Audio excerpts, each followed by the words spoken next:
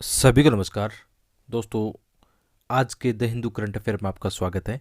और आज हम 3-4 दिन के द हिंदू करंट अफेयर को देखने वाले हैं जो हमारी यूपीएससी प्री और मेंस के हिसाब से बहुत ज़्यादा महत्वपूर्ण है। ठीक है, थोड़ा द हिंदू के जो वीडियो बनाने में थोड़ा टाइम लग गया था। आगे हम इसको बिल्कुल कंटिन्यू रखेंगे, हमेशा के लिए चिंता मत करना इसको लेकर।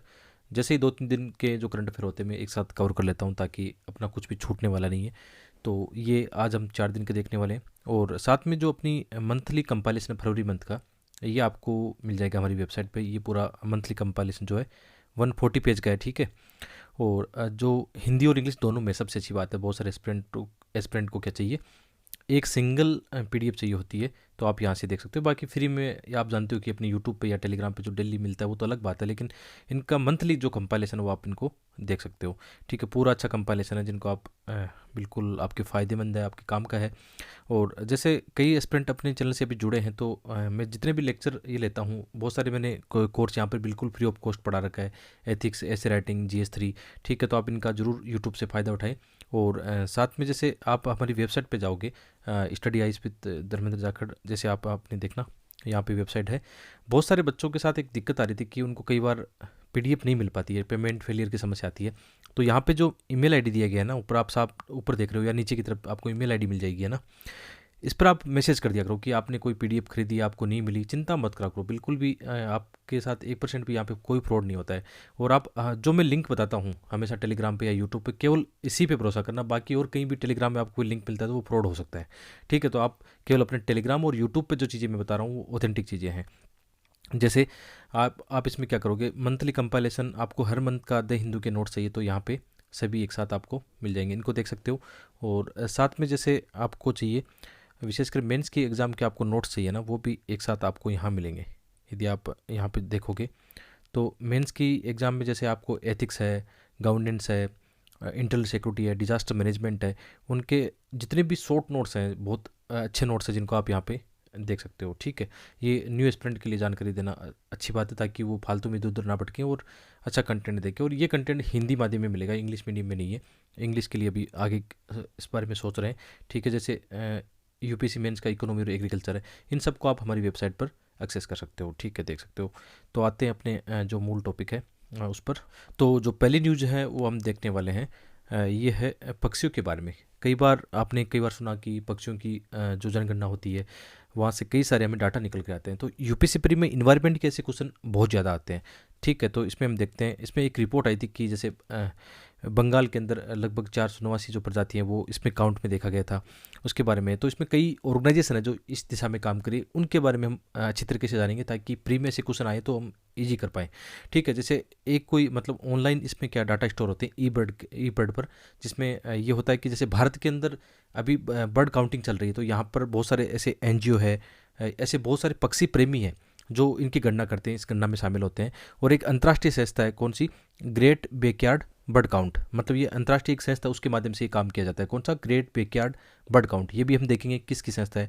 तो हाल ही में जब यहाँ पे इनकी गणना कराएगी तो यहाँ पे हमें नई नई डाटा देखने को मिले कि अलग अलग राज्यों में अलग अलग टाइप के कितने पक्षी है, उनके सबके डाटा यहाँ पर है। लेकिन हमारे एग्जाम में क्वेश्चन क्या आ सकता है, जो ये संस्थाएं काम कर रही है उनको लेकर क्वेश्चन आ सकता है। तो इसमें बताया गया था कि इसमें खास बात क्या है, ये जो गणना होती है ये 17 फरवरी से 20 फरवरी के मध्य में हुई थी, यानी ये फरवरी माह में कह सकते हो आप, 4 दिन के लिए होती है, जिसमें नए नए डाटा निकल कर आए। जैसे पश्चिम बंगाल में प्रजातियों की सबसे अधिक संख्या दर्ज की गई इस गणना के अंदर। ठीक है, वैसे ये फैक्ट तो नहीं आएगा कितना किस में गणना की गई, लेकिन ये फैक्ट आ सकता है कि GWBC क्या है, कौन सी संस्था इसको सपोर्ट करती है, किसके द्वारा ये क्रिएट किया गया है। ठीक है, और कब कब इसमें जो भी कार्यक्रम होते हैं उनके बारे में क्वेश्चन पूछा जा सकता है। ठीक है, ये डाटा उतने रिलेवेंट नहीं है, लेकिन न्यूज़पेपर में था तो मैंने यहाँ पे ऐड कर दिया था कि आप पढ़ते समय थोड़ी चीज़ें एक्स्ट्रा सीख पाओ।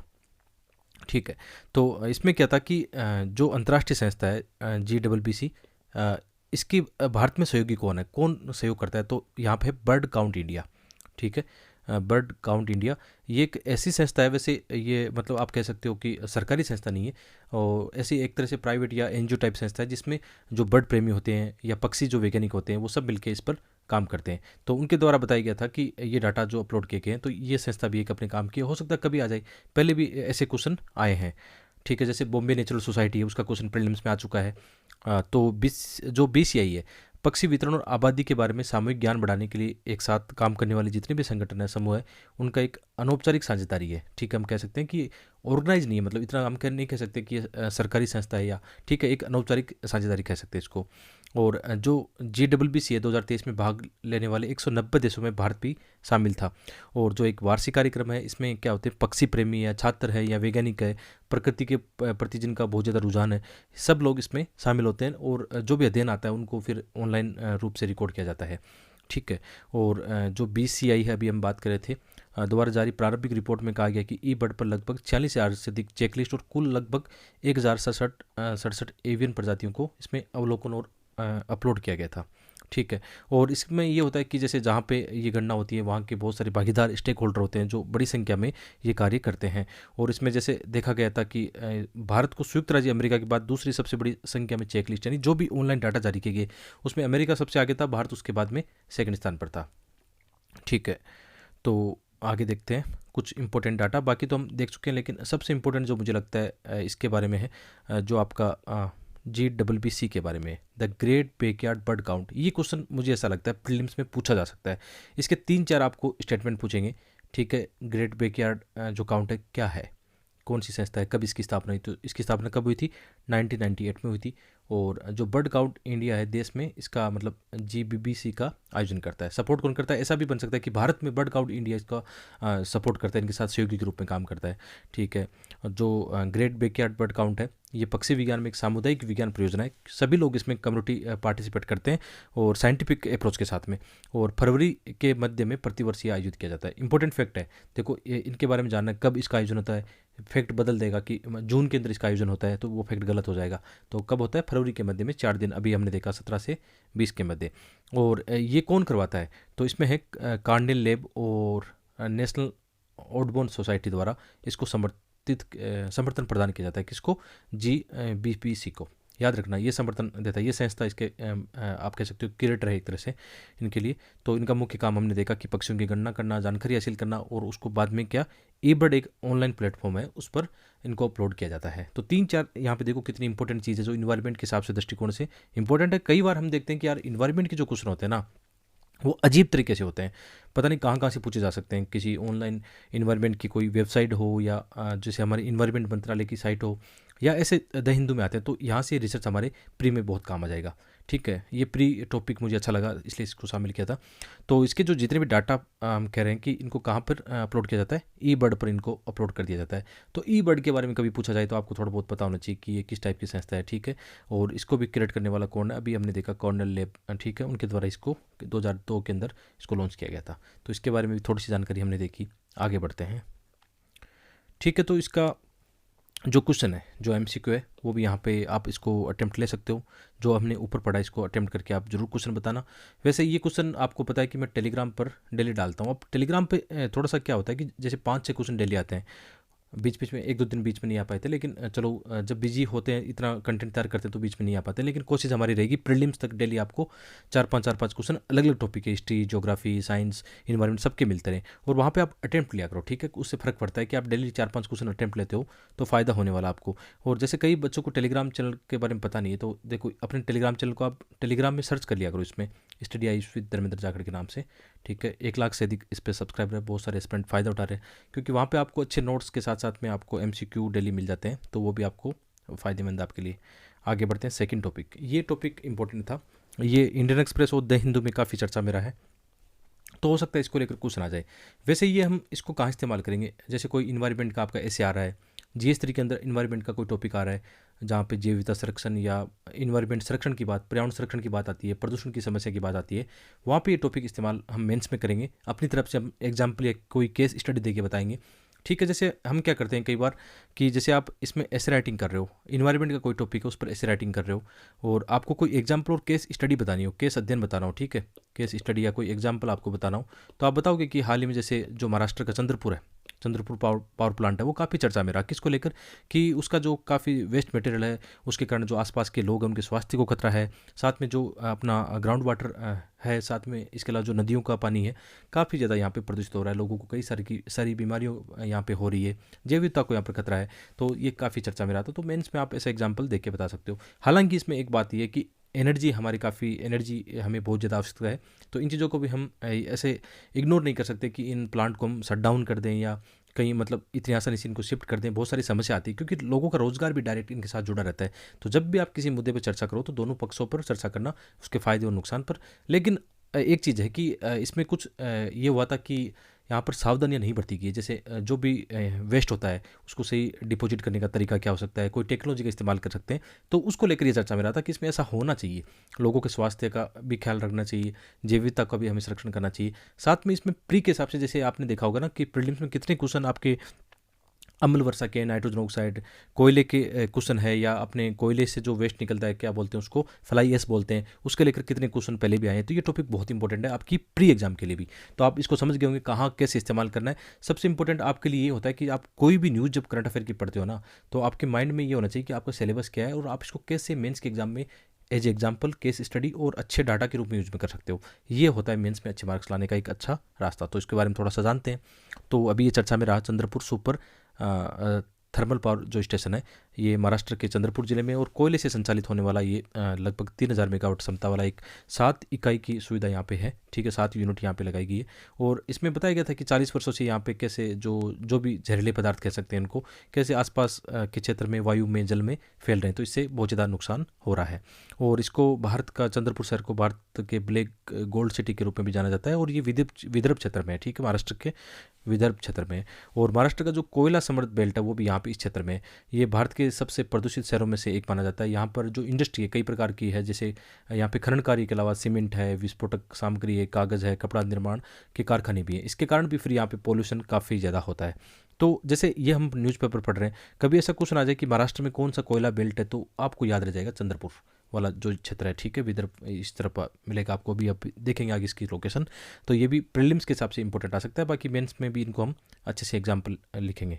तो इसमें क्या था कि विशेषकर आप जानते हो कि जैसे जो भी पावर प्लांट होते हैं, विशेषकर कोयला आधारित जो पावर प्लांट है, ठीक है, उससे क्या होता है, दहन से अपशिष्ट पदार्थों के रूप में जैसे फ्लाई एश का उत्सर्जन होता है। फ्लाई एश में कई प्रकार के केमिकल जो चीज़ें होती हैं। ऐसा क्वेश्चन एक बार प्रीलिम्स में, एक बार नहीं शायद 3 बार आ चुका है। ठीक है, फ्लाई एश वाला क्वेश्चन ये इंपॉर्टेंट है। और हमने देखा कि जैसे इनसे क्या सर्वाधिक मात्रा में जैसे सल्फर डाइऑक्साइड है या नाइट्रोजन ऑक्साइड है, डाइऑक्साइड है, यहाँ पे एक सर्वे कराया गया था। और उसमें ये माना गया कि यहाँ पर जो एक सीमा होती है, जो भी उससे ये काफ़ी ज़्यादा यहाँ पर देखी गई है। तो उससे लोगों की जो स्वास्थ्य संकट, विशेषकर आप जानते हो सांस की समस्याएं, फेफड़ों की समस्याएं, फेफड़ों का कैंसर है, ऐसी चीज़ें यहाँ पे देखी गई थी। तो इससे हम देख रहे हैं कि जो वायु प्रदूषण है के क्या समस्या यहाँ पे देखने को मिली है, क्या स्वास्थ्य संकट देखने को मिले हैं। तो इससे आसपास के लोगों में एक केस स्टडी के रूप में दिया गया था कि एक परिवार है, कई परिवार के एग्जाम्पल दिए गए थे कि उनके बच्चों पर या उनके आप कह सकते हो जिनकी आयु ज़्यादा है, उन लोगों पर ये नेगेटिव काफ़ी इम्पैक्ट देखे गए थे। ठीक है, तो अस्थमा की समस्याएं या अन्य जो कैंसर कारक है वो भी यहाँ पे देखने को मिलते हैं। इसके अलावा जैसे काफ़ी ज़्यादा एक डेंजर, मतलब हम कह सकते हैं कि एक आपदा का कारण भी यहाँ पे बन रहा है। विशेषकर जैसे चलो मानो आपदा तो हम देख रहे हैं, इसके अलावा भी जैसे जो वहाँ का तालाब है और एक नदी का नाम है, याद रखना। हो सकता है ये प्री में कभी फैक्ट बन जाए, एरी नदी कहाँ पे है, तो थोड़ा सा हमें याद रहे तो अच्छा रहता है। ठीक है, तो यहाँ पे भी इसमें एक मामला आया था कि जो भी इनका अपशिष्ट पदार्थ था ना, वो इन नदियों में लीक हो गया था, नदियों में डाल दिया गया था, ऐसा कुछ एक खबर आई थी इसको लेकर। ठीक है, तो यहाँ के जो पानी के नमूने लिए गए उनमें भी काफ़ी जो संकट है वो देखे गए हैं। और जैसे आपको थोड़ा सा इसके बारे में, इरई नदी के बारे में पता हो तो ज़्यादा बढ़िया रहता है। तो इरई नदी किसकी सहायक नदी है? वर्धा नदी की सहायक नदी है। अब वर्धा नदी तो आप सुनते हो कई कई बार, लेकिन इरई नदी आपने कभी नहीं सुना होगा, बहुत ही कम सुना होगा। ठीक है, तो ये वर्धा की एक सहायक नदी है। ठीक, कहाँ से निकलती है या कहाँ बहती है? तो महाराष्ट्र के चंद्रपुर जिले में। ठीक है, इसकी डिटेल यहाँ पे लिख दी गई है। ठीक, आप इसको जरूर देखना, इसकी मैपिंग हम देख सकते हैं। ठीक है, कहाँ पे है, तो महाराष्ट्र में आप देखो इसकी लोकेशन कहाँ पे है। थोड़ा सा आपको पता होना चाहिए कि यहाँ की हम बात करें, चंद्रपुर इस तरफ। ठीक है, तो क्वेश्चन कैसा आया था, इस टॉपिक को हमने पढ़ लिया। मेंस के हिसाब से तो हमने देख लिया कि क्वेश्चन कैसा बन सकता है, लेकिन प्री के हिसाब से क्वेश्चन पहले कैसे आ चुका है इस टॉपिक से जुड़ा हुआ।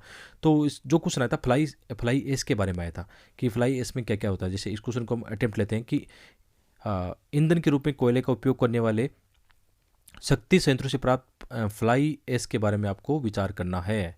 ठीक है, फ्लाई एश जो है उसमें क्या क्या चीज़ें होती हैं उनके बारे में बात करना है। तो ये है कि फ्लाई एश का उपयोग भवन निर्माण के लिए ईंटों के उत्पादन में किया जा सकता है। देखो, ये गाइडलाइन भी थी, आपको पता है कई सारी गाइडलाइन नहीं कि जो फ्लाई एश होता है उससे अच्छी ईंटें बन सकती है, तो इसको उपयोग किया जा सकता है। ठीक है, और एक बात ध्यान रखना कि जैसे मैं क्वेश्चन अटेम्प्ट लेता हूँ तो मुझे ऐसा लगता है ना कि हाँ इसका यूज हो सकता है, थोड़ा सा हम ऐसे प्रैक्टिकली सोचा ना कि हाँ कुछ कुछ तो यार ये कोई ऐसा नहीं कि गलत स्टेटमेंट होगा, थोड़ा सा अपन कॉमन सेंस लगाएं। तो देखो मैंने काफ़ी अध्ययन के बाद में ये पाया है कि ऐसे क्वेश्चन बहुत सारे आते हैं जिनको आप बार बार प्रैक्टिस करके सीख सकते हो। विशेषकर जो प्रीवियस ईयर के 10 ईयर के क्वेश्चन आते हैं उनको आप ये सीखोगे ना ऐसे कि ऐसा हो सकता है। कहीं कहीं जैसे ये जो एक्सट्रीम वाली सिचुएशन वाले कई सारे ऐसे वर्ड आते हैं जहाँ पर गलतियों की बहुत ज़्यादा संभावना रहती है, हालांकि वो 100% सत्य कभी नहीं है। यूपीसी भी ये बात जानता है कि ऐसे तो ट्रिक्स आप पकड़ लोगे तो मतलब आपका गलत होना ही है, फिर तो यूपीसी उनको चेंज कर देगा, लेकिन ऐसा नहीं है। आप खुद करके सीखो। मेरा यही स्ट्रॉन्ग रिकमेंडेशन होगा कि आप चाहिए मेरी बात पर विश्वास मत करो, आप 10 ईयर के एक बार जितने भी क्वेश्चन हैं उनको करो, गलती करो, सीखो। फिर है ना, गलतियाँ बार बार करोगे कि यार मेरे ये क्वेश्चन बार बार गलत क्यों हो रहे हैं, ठीक है। और ये जो चीज़ें ना वो टेस्ट सीरीज में नहीं लगती है। टेस्ट सीरीज में चलो आपको लगाना चाहिए टेस्ट सीरीज, लेकिन प्रीवियस ईयर के क्वेश्चन को पहली प्राथमिकता दो। जब आपका ये जब हो जाता है ना तो आप जाओ किसी अच्छी कोचिंग की टेस्ट सीरीज पर, लेकिन ये चीज़ें करो जैसे मैं अभी कर रहा हूँ कि जैसे मैं इसको वैसे तो कॉमन सेंस तो ये कहता है कि हाँ यार जो फ्लाई है उससे ईंटें बनाई जा सकती है, और हम न्यूज़पेपर में पढ़ते भी आए इस चीज़ को, ये एक कॉमन सेंस वाली चीज़ है। फिर भी जैसे आपको ये नहीं पता हो कि ईंटें बनाई जा सकती है या नहीं जा सकती, तो यहाँ पे एक्सट्रीम वर्ड तो है नहीं ना कि इससे बनाई जाएगी, ऐसा तो है नहीं। ऐसा कह रहा है कि हाँ हो सकता है बनाई जा सकती है, तो ये स्टेटमेंट ऐसा सही होते हैं। फिर जैसे फ्लाई एश का उपयोग कंक्रीट के कुछ पोर्टलैंड सीमेंट के इसके स्थान पर हम इसको कर सकते हैं, किया जा सकता है। तो यार ये भी लग ही रहा है, मतलब ऐसा कुछ है नहीं। तो वैसे भी अपने एक दो तो आंसर सही हो गए, लेकिन थर्ड वाले को एक बार देख लेते हैं कि फ्लाई एश केवल सिलिकॉन डाइऑक्साइड। अब देखो ये वर्ड है ना केवल, इसको भी मत मानना, 100% सत्य मत मानना, बस सिखा रहा हूँ वो चीज़ें इंपॉर्टेंट है कि मैं अनुभव शेयर कर रहा हूँ कि ये स्टेटमेंट वाले होते हैं तो ये गलत होते हैं। वैसे भी कॉमन सेंस कहता है कि जैसे कोई चीज़ें हैं, जैसे हम कोयले के जलाने की बात करते हैं तो उससे जो प्रोडक्ट बाई प्रोडक्ट जिनको बोलते हैं वो केवल ये नहीं हो सकते, सिलिकॉन डाइऑक्साइड या कैल्शियम डाइऑक्साइड नहीं हो सकते, और भी उसमें बहुत सारी चीज़ें शामिल हो सकती है। तो इसको स्टेटमेंट को हम गलत करते हैं। तो ऐसे करके आप 3 को गलत करके अपने आंसर ऐसे चूज कर सकते हो। तो ये करके सीखो, ये खुद करोगे तो ज़्यादा बेनिफिट रहेगा। कि जैसे मैं आपको ऐसे 20 या 40 ट्रिक बता दूं, वो उतना काम नहीं करी जितना आप खुद इन ट्रिक्स को फाइंड करोगे, और उस पर थोड़ा और मनन करना, काफ़ी गहराई से चीज़ों को रिसर्च करना, उसके बाद में उसको सही मानना, ऐसे मत मानना, ठीक है। आगे बढ़ते हैं नेक्स्ट। जैसे अच्छा स्प्लाइस वाइज वाले में हमने काफ़ी जो अपना 10 ईयर वाला बुक है उसमें काफ़ी डिटेल से हमने इसमें लिख दिया है। और साथ में जैसे इसमें कितने यहाँ पे देखो आप कितने प्रकार के सिलिकॉन डाइऑक्साइड, कितने प्रकार के अन्य केमिकल भी इसमें पाए जाते हैं, ठीक है, वो भी सारी डिटेल यहाँ पे। और ये इंपॉर्टेंट क्यों है, ये क्वेश्चन एक बार नहीं आया है, आप यहाँ पे भी देखो 2011 और 20 में भी ये पूछा गया है इस टॉपिक से जुड़ा हुआ, मतलब इनसे डायरेक्ट इनडायरेक्ट जुड़ा हुआ। तो अपने 10 ईयर का सबसे अच्छी खास बात यही लगती है कि आप देखोगे ना तो वैसे तो बहुत सारे एस्पिरेंट इसको परचेज कर चुके हैं, उनको काफ़ी फ़ायदा हो रहा है इन चीज़ों से। लेकिन फिर भी ये चीज़ें ध्यान रखना, उनको पढ़ते समय आपको बता देता हूँ कि मैंने जो रेड हाईलाइट कर रखा है उन चीज़ों को जरूर देखना, ठीक है, उससे आपको काफ़ी बेनिफिट मिल जाएगा। आगे बढ़ते हैं, ठीक है। तो ये प्रीलिम्स के लिए इंपॉर्टेंट है कि ये क्वेश्चन आ सकता है, हाल ही में चर्चा में रहा था कि जो तोरखम बॉर्डर है ये कहाँ पे, किन दो देशों के बीच में है ना। जैसे एक रोचक बात देखना, मैं जब हम टेलीग्राम पर ये क्वेश्चन डालते हैं, जैसे तोरखम बॉर्डर के बारे में हमने टेलीग्राम पर जैसे ही शेयर किया, तो उसमें ये देखो 52% जो एस्पिरेंट है उन्होंने ये क्वेश्चन गलत अटैम्प्ट लिया था, जबकि इसका आंसर कहाँ पे था, पाकिस्तान और अफगानिस्तान।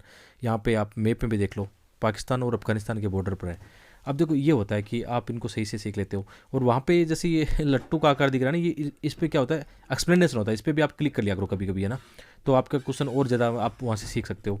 तो ये बात ध्यान रखना कि आप सही से अटैम्प्ट लो इनको। तो क्वेश्चन अपना क्या, तोरकम बॉर्डर किन के बीच में, पाकिस्तान और अफगानिस्तान के बीच में। तो ऐसे क्वेश्चन प्रीलिम्स के खूब सारे टेलीग्राम पर आप थोड़े से देख लेना, बहुत सारे डाल दिए मैंने ऊपर से, आप नीचे से ऊपर की ओर जाना, खूब सारे अटैम्प्ट लेना इसमें, क्योंकि पक्की बात है क्योंकि मुझे ऐसा लगता है ना कि हाँ यार ये क्वेश्चन आ सकता है, ये क्वेश्चन आ सकता है, उनको हम क्या करते हैं, अच्छी फ्रेमिंग करते हैं कि ताकि आप उनको अटैम्प्ट ले पाओ। आप देखना वहाँ पे हिस्ट्री के जो शब्दावलियों के क्वेश्चन आ रहे हैं उनको भी अटैम्प्ट लो, अलग अलग टाइप के हिस्ट्री के क्वेश्चन आ रहे हैं, ज्योग्राफी की मैपिंग के क्वेश्चन आ रहे हैं, ठीक है, ऐसे इन्वायरमेंट की संस्थाओं के इंडेक्स के रिपोर्ट के सब क्वेश्चन वहाँ पे हम डाल रहे हैं। तो ठीक है, ये इतना ही था प्रीलिम्स के काम का कि हाल ही में चर्चा में रहा, तो ऐसा क्वेश्चन आ सकता है, ठीक है, ज़्यादा डिटेल की आवश्यकता नहीं इसमें, ये मैपिंग के दृष्टिकोण से इंपॉर्टेंट है। ठीक है, आगे बढ़ते हैं। ठीक है, ये काफ़ी चर्चा में जो बर्ग जो वायरस है ना, ये काफ़ी चर्चा में, और यूपीसी में से देखा जाता है अक्सर प्रीलिम से पहले कुछ ऐसे वायरस चर्चा में रहते हैं ना, तो उनके क्वेश्चन पहले भी बने हैं। तो ये विशेषकर जो पश्चिमी अफ्रीका है, ठीक है, वहाँ पे इस वायरस का जो है प्रकोप देखा गया था। ठीक है, इसका ओरिजिन तो यूरोप में माना जाता है, लेकिन प्रकोप इसका हाल ही में इन क्षेत्र में देखा जा रहा है, विशेषकर गिनी वगैरह, है ना।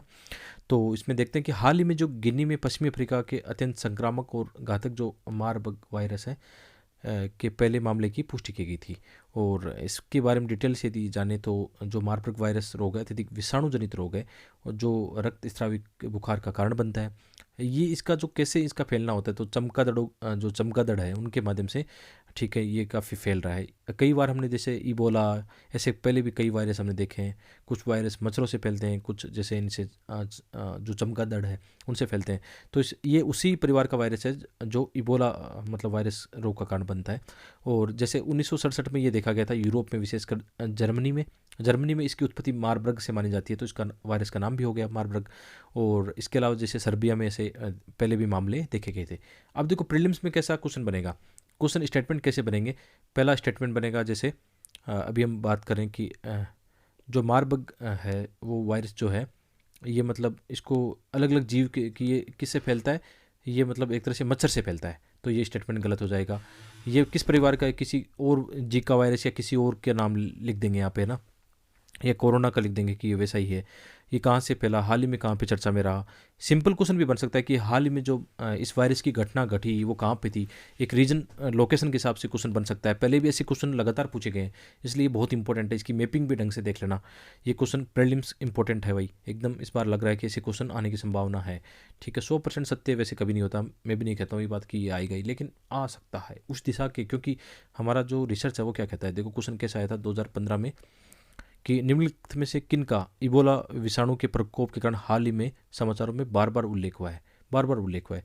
तो उस समय इबोला जो है कहाँ पे, ये देखो वही रीजन है, गिनी, सीरिया लेवन, लाइबेरिया, वही क्षेत्र है, वहाँ पे फिर से ये मतलब ये घटनाएं घटी है यहाँ पे, तो आ सकता है ऐसे क्वेश्चन। ठीक है, आगे बढ़ते हैं। यदि पसंद आ रहा है ये लेसन तो लाइक करके बिल्कुल सपोर्ट कर सकते हो, बिल्कुल लाइक करो, मोटिवेशन दो, और कमेंट करके भी बताओ कि आपको मज़ा आ रहा है या नहीं आ रहा है। ठीक है, लेसन बड़ा है लेकिन काम का है। हर एक जो न्यूज़ है ना आपको ऐसा फील होगा कि इसको मैं मेंस में इस्तेमाल करूँगा या करूँगी, इसको प्री में मेरा ये काम आएगा। ठीक है, इंपॉर्टेंट है। नेक्स्ट जो टॉपिक है हीट वेव के बारे में। देखो आजकल क्या होता है, जैसे इंडियन एक्सप्रेस और द हिंदू के अंदर जो एक चीज़ आती है, एक एक्सप्लेन वाला जो मामला आता है, वहाँ पे एक आर्टिकल आता है, देखना आप कभी यदि पढ़ते हो आप, तो वो आर्टिकल यूपीसी को फोकस करके उन्होंने बनाया। दोनों के बीच में टक्कर है कि कौन यूपीसी एस्पिरेंट को अच्छा जो बोलते हैं अच्छा कंटेंट प्रोवाइड कराएगा, तो उन दोनों के बीच में टक्कर हो रही है। और इस टक्कर में क्या हो रहा है, एस्पिरेंट को फायदा हो रहा है कि अच्छा कंटेंट आपको न्यूज़पेपर से ही मिल रहा है। हो एकदम एज इट इज आपका जो सिलेबस है ना, वहाँ से क्वेश्चन, वहाँ से जो आर्टिकल है एकदम डायरेक्ट बनते हैं। तो हीट वेव के बारे में, तो हीट वेव के बारे में क्वेश्चन आ सकते हैं कि हाल ही में जैसे क्लाइमेट चेंज के कारण ऐसी घटनाएं देखी गई है। विशेषकर इन दिनों में आप अभी देखो, फरवरी का जैसे लास्ट जो है चल रहा है समय, उसी के अंदर हम गर्मी महसूस करने लगे हैं। जैसे विशेषकर हम राजस्थान से आते हैं तो वहाँ पे ऐसी घटनाएं देख रहा हूँ कि अभी से इतनी गर्मी पड़ने लगी है। तो हमारे यहाँ तो जैसे एक तरह से कह सकते हो अप्रैल मई में लू चलती है बहुत भयंकर वाली, तो उस समय क्या हाल होगा। तो ये चीज़ें हैं। तो हीट वेव वैसे भी प्रैक्टिकल रूप से आपके काम की है। और ये कहाँ काम आएगी, ये आपके काम आएगी यूपीएससी मेंस के जो पेपर है आपके GS1 जहाँ पे ज्योग्राफी है, एंड GS3 में जहाँ पे है क्या आपका डिजास्टर मैनेजमेंट, वहाँ पे ये टॉपिक डायरेक्ट आपको काम आने वाला है। तो इसमें हाल ही में जो मौसम विभाग, अपना भारतीय मौसम विभाग, उसने चेतावनी दी है कि जो अपना उत्तरी पश्चिमी भारत है, या पश्चिमी भारत हम कह सकते हैं, मध्य भारत में जो अधिकतम तापमान है वो औसत से क्या रहेगा, 3 से 5 डिग्री सेल्सियस अधिक होगा। और 21 फरवरी को यदि हम देखें डाटा, तो राष्ट्रीय राजधानी ने 5 दशकों से अधिक समय में अपना ये तीसरा सबसे गर्म फरवरी का दिन 33 डिग्री के आसपास दर्ज किया गया है। तो ये संकेत है कि इस बार हीट वेव काफ़ी ज़्यादा रहने वाला है। तो यदि हम हीट वेव को एक सामान्य शब्दों में समझे तो हीट वेव क्या होता है, तो देखो जो IMD की परिभाषा है वो अलग अलग दृष्टिकोण से, कभी 40 डिग्री ऐसे कुछ, उसमें कई मापदंड है, लेकिन एक सामान्य दृष्टिकोण देखें कि किसी क्षेत्र में जो हीट वेव चलती है वो कब कब चलेगी, या कब उसको हम बोलेंगे कि हीट वेव है। तो हम कह सकते हैं कि वहाँ के जो औसत तापमान है उससे, यदि औसत तापमान से कम हम कह सकते हैं कि 4.5 से 6.5 मान सकते हैं डिग्री सेल्सियस यदि अचानक बढ़ जाता है, ठीक है, उससे ज़्यादा हो जाता है औसत तापमान से, तो हम कह सकते हैं कि हीट वेव है। और यदि अधिकतम तापमान कह सकते हैं कि 45 डिग्री से अधिक है, तो हम मान सकते हैं उसको ये हीट वेव कह सकते हैं। हालांकि हिल स्टेशन के मामले में 37 डिग्री को मानेंगे इसको मापदंड। देखो ये इंपॉर्टेंट है, कई बार ऐसे क्वेश्चन बन सकते हैं, लाइनें बन सकती है, तो प्री में काम आ जाएगा, बाकी मेंस में ये ज़्यादा इंपॉर्टेंट आपके लिए। ठीक है, तो हम ये मान सकते हैं कि जैसे विशेषकर भारतीय जो उपमहाद्वीप है उसके अंदर हीट वेव की जो घटनाएं वो लगातार हो रही है। ठीक है, तो इनका एक संबंध भी देखा गया है। किन के साथ संबंध देखा गया है, एक तो ये माना गया है कि लानिना द्वारा स्थापित एक उत्तर दक्षिण दबाव के पैटर्न के कारण प्रायद्वीपीय भारत में ये आगे दक्षिण का विस्तार हो गया इसमें। देखो हम क्या देखते हैं, कई बार आपने ये मैप में देखा होगा, जैसे मैप में देखें यहाँ पे आप जानते हो जैसे दक्षिण अमेरिका है, और यहाँ पे ऑस्ट्रेलिया है, और इधर हम मानेंगे जैसे यहाँ पे अफ्रीका है, और यहाँ पे इंडिया है। तो लानिना की कंडीशन क्या होती है? लानिना में एक्चुअल में क्या होता है कि जो आपकी हम्बोल्ट की ठंडी जलधारा है पेरू तट के पास में, उसको ठंडी जो जलधारा है वो और कह सकते हैं मजबूत हो जाती है, हम्बोल्ट की ठंडी जलधारा। तो ये जैसे क्या होता है, इक्वेटर से किधर आती है, आप कह सकते हो पूर्व से पश्चिम की ओर आती है। तो जो यहाँ पे प्रशांत महासागर का जो जल है, ठीक है, ये ठंडा जल है, ठीक है, यहाँ से फिर ये गर्म जल का विस्थापन आगे की ओर होने लगता है, ठीक है, यहाँ तक ठंडा जल रहता है, यहाँ पे गर्म रहता है। तो आप ये कह सकते हो कि हाँ, जो लानिना की कंडीशन है वो कैसे बनती है, जब हम्बोल्ट की ठंडी जल धारा और ज़्यादा मतलब मजबूत होने लगती है। अलिनो इसका उल्टा है। अलिनो में क्या होता है, यहाँ ये धारा उल्टी बनी लग जाएगी, यानी हम्बोल्ट की धारा यहाँ पे खत्म हो जाएगी, और जो विश्वती गर्म जल धारा है उसका जल यहाँ पे आने लग जाएगा। तो इसका संबंध किसके साथ देखा गया है? जैसे नॉर्मली क्या होता है कि जब नॉर्मल ईयर होता है तो विशेषकर अपना जो नॉर्थ इंडिया है, नॉर्थ इंडिया में ही मतलब हीट वेव की घटनाएं होती है।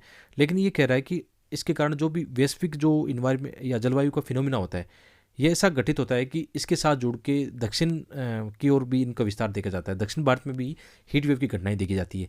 तो प्रीलिम्स में ऐसा क्वेश्चन आ गया, ऐसा फैक्ट स्टेटमेंट बन गया कि हीट वेव का संबंध अलिनो लालिना के साथ में है, तो आप इसको बता सकते हो बिल्कुल है, इसका प्रभाव देखा गया है। तो ये बेसिकली आप इनको समझ सकते हो। और यदि आपको ज़्यादा ये चीज़ें समझनी हो ना, तो आप यूट्यूब पर ऐसे बहुत सारे वीडियो हैं अच्छे एनिमेशन के साथ में, कई सारे वीडियो, उनको आप थोड़ा गूगल या यूट्यूब कर लिया करो, ठीक है। बेसिकली जो चीज़ है टू दी पॉइंट शॉर्ट है वो तो आपको मैं बता रहा हूँ, ठीक है, नॉर्मली आपको समझ में आया तो ठीक है। बाकी मेरा ये रिकमेंडेशन रहता है कि आप ना इनको अच्छे अच्छे वीडियो ऐसे मिलते हैं एनिमेशन के, या कुछ अच्छे मतलब मौसम अंतर्राष्ट्रीय जो मौसम संस्थाएं हैं उनके माध्यम से अच्छे वीडियो रिलीज़ किए जाते हैं एनिमेशन के साथ, तो उनको समझना आसान होता है। मैं भी पढ़ते समय ऐसे गूगल या यूट्यूब कर लेता हूँ ताकि चीज़ें और ज़्यादा समझ में आए। बेसिक बाकी चीज़ें यहाँ पे लिखी है, 3 बार पढ़ोगे तो वैसे भी समझ में आएगा, क्वेश्चन आपका गलत वैसे भी नहीं होना है, ठीक है, इनको पढ़ लोगे तो। आगे बढ़ते हैं। तो इसमें हम डाटा ये देख रहे थे कि पिछले 3 साल में लानिना यहाँ लानिना का ये हमारे यहाँ आ रहा है, ठीक है। तो जब भी लानिना रहता है तो आप इतना याद रखो कि जो पेरू का तट है वहाँ पे कौन सी है, हम्बोल्ट की ठंडी जलधारा बहुत ज़्यादा मतलब अच्छे से बह रही है, और उसके कारण जैसे भारत में विशेषकर लानिना का कंडीशन होगा तो हमारे यहाँ मानसून अच्छा ही रहने वाला है। अलिनो जब होगा तो हमारे यहाँ सूखा रहने वाला है, कंडीशन पलट जाएगी। तो इस बात को ध्यान रखना। तो पिछले 3 सालों में क्या रहा है, लानिना का ये रहा है, जिसने 2023 के मतलब कह सकते हैं कि अलिनो, अच्छा इसमें यह है कि 3 साल में लानिना रहा है, तो अब कौन सा रहेगा, अब अलिनो की घटना, ऐसा कहा जा रहा है कि अलिनो की घटना हो सकती है, ठीक। अलिनो की घटना क्या है कि जो आपका पेरू का तट है ना, वहाँ पे जैसे अभी तो हम्बोल्ट की ठंडी जलधारा बह रही थी, अब जो विश्वती जलधारा है ना उसका जल यहाँ पे आने लग जाएगा। तो इस क्षेत्र में जो भी हाई प्रेशर लो प्रेशर जो भी घटनाएं घट रही थी ना, जो दाब बन रहा था, जो भी टेम्परेचर कंडीशन थी, सब बदल जाती है।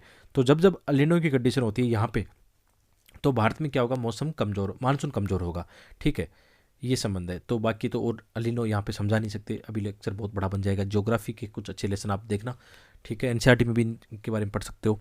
तो ये कह रहा है कि इस बार ऐसी संभावना है कि अलिनो का ईयर होगा। और भूमध्य सागरीय प्रशांत क्षेत्र में, चलो ये गर्म जल की बात करते हैं हम, ये हो जाता है।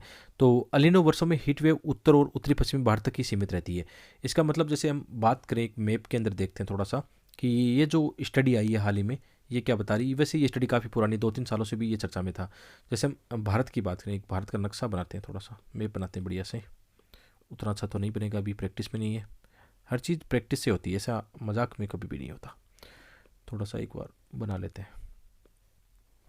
मेंस की एग्ज़ाम में आप ऐसे कर सकते हो कि एक मैप बना के, आपने टॉपर्स की कॉपी देखी होगी, उनके मैप से सुंदर नहीं हो लेकिन वो टॉपर है, क्यों, एग्जाम में सुंदर नहीं बनाना, आपको प्रेजेंट करना है बस, इस बात को समझ लेना, ठीक है। जैसे ये मैप बना तो ये काम आपको बना देगा। तो हम कह रहे थे कि जैसे जब जब अलिनो मतलब कह सकते हैं कि जब ला नीना ईयर होता है, ला नीना मतलब अभी हमने देखा कि वहाँ पे बोर्ड की ठंडी जलता रहा।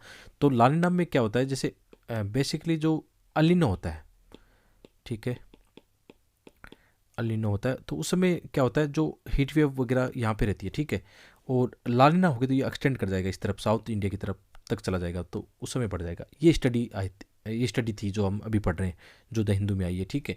सिंपल सा इतना ही है। आप चाहो तो ये कुछ नहीं थी, मेंस में आ गया ना, तो आप क्या करोगे, आप ये मैप बना के आना, उसमें दिखा देना ये चीज़ कि इसका संबंध किन के साथ में है।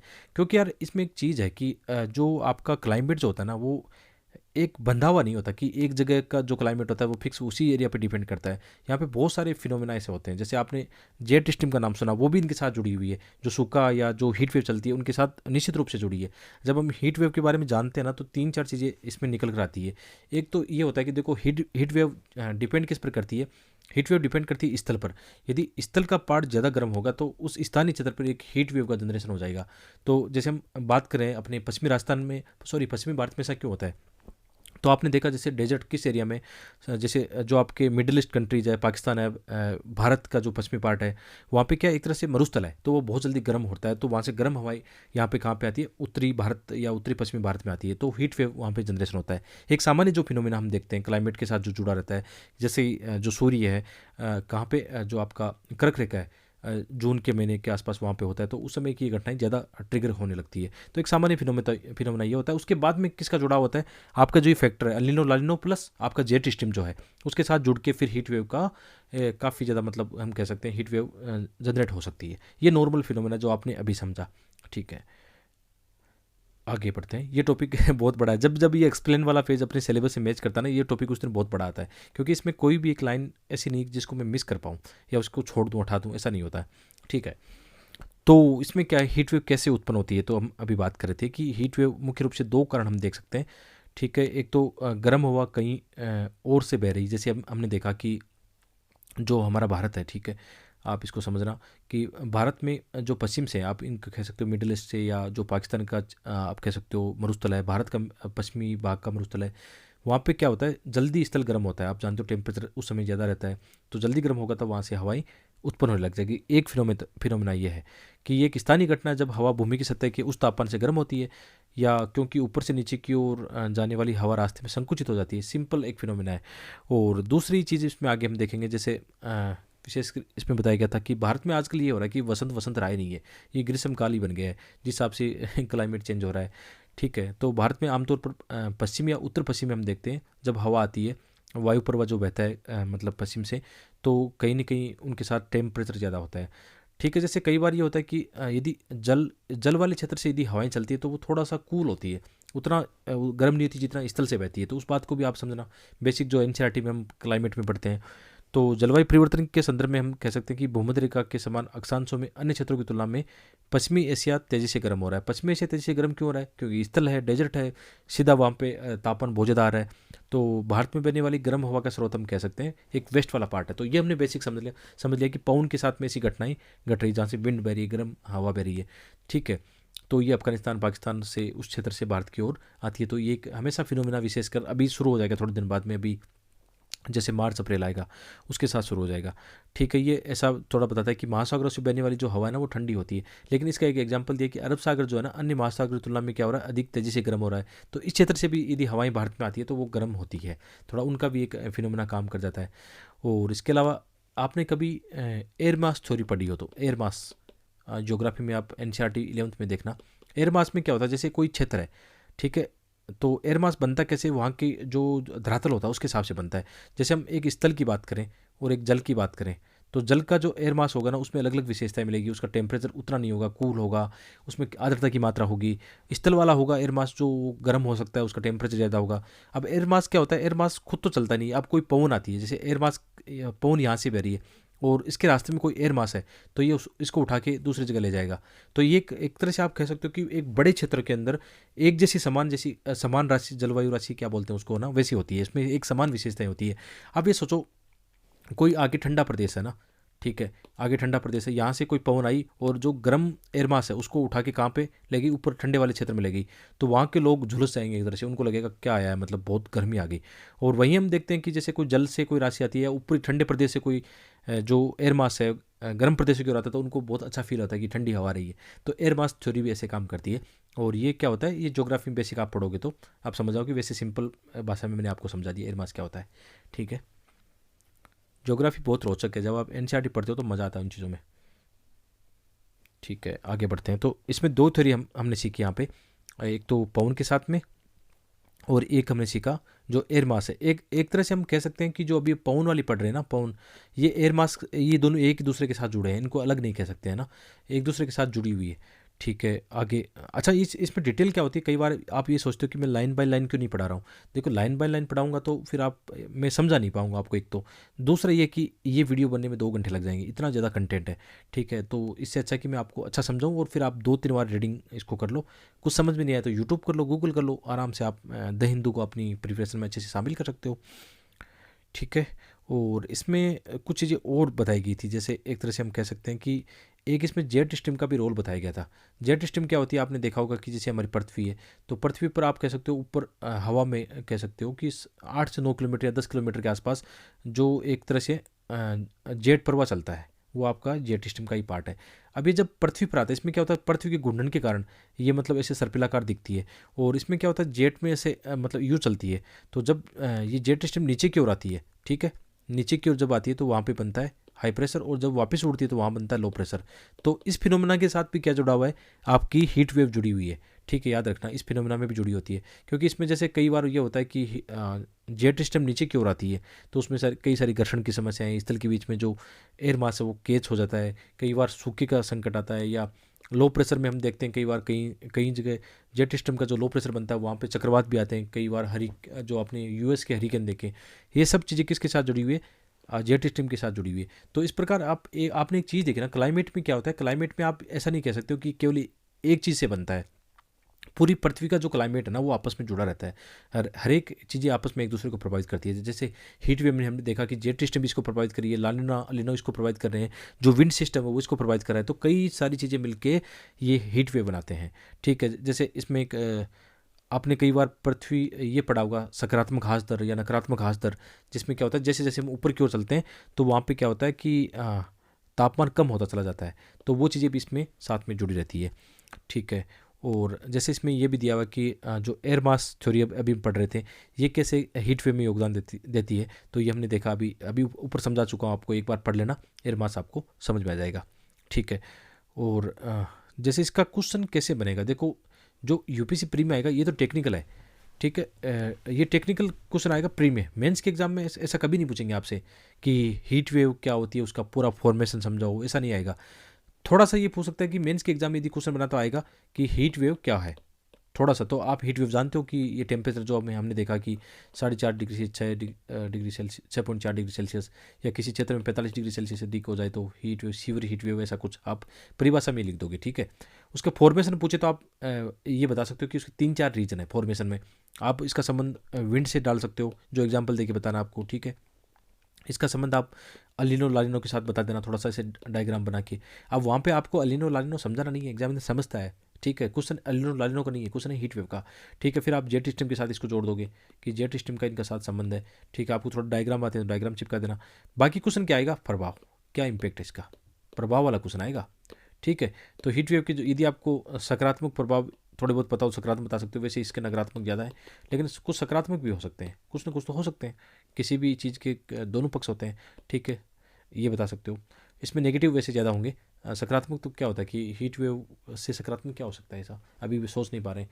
या ऐसा हो सकता है कि जैसे कहीं ठंडे प्रदेश में ऐसी गर्म चीज़ें चलती हैं, तो वहाँ का जो एग्रीकल्चर है हो सकता है अच्छा हो जाए। जैसे आजकल ग्लोबल वार्मिंग देखा जा रहा है कि ग्लोबल वार्मिंग से उन ठंडे प्रदेशों को ज़्यादा फायदा होगा, विशेषकर एग्रीकल्चर प्रोडक्शन को लेकर, है ना।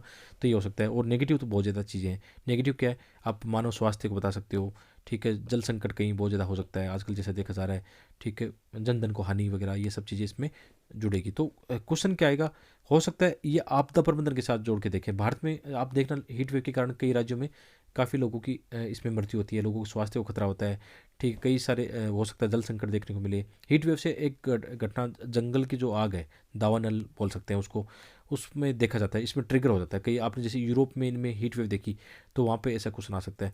ये क्वेश्चन इसलिए भी आ सकता है, ये पूरे साल भर में चर्चा में रहता है। क्वेश्चन ऐसे भी आ सकता है कि जैसे हाल ही में हमने देखा वैश्विक स्तर पर हीट वेव के हमने बहुत ज़्यादा मामले देखे हैं, तो इसके क्या प्रभाव है, क्या कह सकते हो आप, इसको ढंग से इसको थोड़ा देख लेना, है ना, ठीक है। पहले क्वेश्चन हमने देख लिए कि कैसे क्वेश्चन आए, ये भी आप यहाँ पे सॉरी देख सकते हो, आपदा प्रबंधन को लेकर, इनको लेकर, ठीक है। और एक और है, ये इंपॉर्टेंट है, ये प्रीलिम्स के लिए हिसाब से इंपॉर्टेंट है, और ये आपके जो हमारे प्रधानमंत्री जी की मन की बात है, ठीक है, उसके अंदर चर्चा में रहा था, उन्होंने काफ़ी इसको अप्रिशिएट किया है। तो ये इंपॉर्टेंट हो गई आपके लिए। ई संजीवनी क्या है, तो हो सकता है इस बार प्री में क्वेश्चन आ जाए, क्योंकि मन की बात से भी क्वेश्चन आए हैं यूपीएससी प्री में।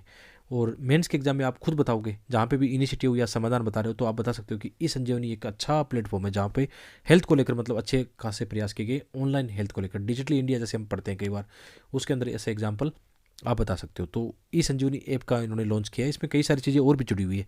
तो इसमें क्या है कि ऑनलाइन आप कह सकते हो कि स्वास्थ्य सुविधाएं इसके माध्यम से प्रदान की गई है। और विशेषकर कोविड-19 में इसका जो इम्पैक्ट देखा गया था, जो इसका रोल देखा गया, वो बहुत बड़ा है। ठीक है, तो ये क्या एक टेली परामर्श ऑनलाइन आप कह सकते हो स्वास्थ्य सेवा है, और इसे ये डिजिटल इंडिया का भी पार्ट है। साथ में इसमें हम कह सकते हैं कि जो वीडियो कॉन्फ्रेंस के माध्यम से आप इस ऐप के माध्यम से आप डॉक्टर और जो मरीज़ है वो क्या कर सकते हैं, एक दूसरे के साथ जुड़ सकते हैं। और इनके अभी देखो यहाँ पे 10 करोड़ से अधिक यूज़र यहाँ पे इनके साथ इस ऐप पे जुड़ चुके हैं। ठीक है, तो ये किस मंत्रालय की इंपॉर्टेंट होता है, किसने बनाया, कब लॉन्च हुई, तो ये स्वास्थ्य और परिवार कल्याण जो मंत्रालय है, उनके द्वारा इनिशिएटिव चलाई गई थी। और अभी तो ई संजीवनी ओपीडी भी इसमें जोड़ दिया गया है। ठीक है, और नवंबर 2019 में इसकी शुरुआत हुई थी। और याद रखना ये किसका पार्ट है, आयुष्मान भारत डिजिटल भारत मिशन का ये पार्ट है, महत्वपूर्ण अंग है। कई बार ऐसे इफेक्ट बनेंगे, ये इसका पार्ट है, इसका नहीं है। ठीक है, ऐसे क्वेश्चन आ सकते हैं। और मेंस के एग्जाम में आप क्या कर सकते हो, अच्छे अच्छे आइडिया यहाँ पे जरूर इस्तेमाल करना। ठीक है, मेंस के एग्जाम में आप अच्छे यहाँ पे कीवर्ड हैं, अच्छी बातें हैं, अच्छे एग्जाम्पल है, उनको बताना। ठीक है, और क्वेश्चन 2022 के एग्जाम में आया, इससे जुड़ा हुआ कैसा क्वेश्चन आया कि आयुष्मान भारत डिजिटल मिशन के संदर्भ में निम्नलिखित कथनों पर विचार कीजिए। आयुष्मान भारत डिजिटल मिशन, ठीक है, इसका आंसर आप बताओगे। 2022 के 19 का जो आंसर है आप बताओगे, मैं नहीं बताऊंगा इसमें। ठीक है, आप इसको कमेंट बॉक्स में ज़रूर बताना। तो ये आज हमारा लेसन एंड होता है, और फरवरी मंथ का भी यहाँ पे एंड होता है करंट अफेयर का। और पूरे महीने की जो कंपाइलेशन है 140 पेज में है, ओनली 140 पेज में, जिनको आप आराम से रिवीजन कर सकते हो, पढ़ सकते हो। और प्री और मेंस दोनों के हिसाब से, अकेले प्री और मेंस, प्री नहीं है या अकेले मेंस नहीं है, दोनों के हिसाब से ये है। ठीक है, तो ये मिलेगा आपको पूरा कंपाइलेशन। आप वीडियो को डिस्क्रिप्शन चेक करना। ठीक है, या हमारी वेबसाइट पे जाना, वेबसाइट पे आप चेक कर सकते हो। मिलते हैं एक और वीडियो में, बहुत बहुत धन्यवाद।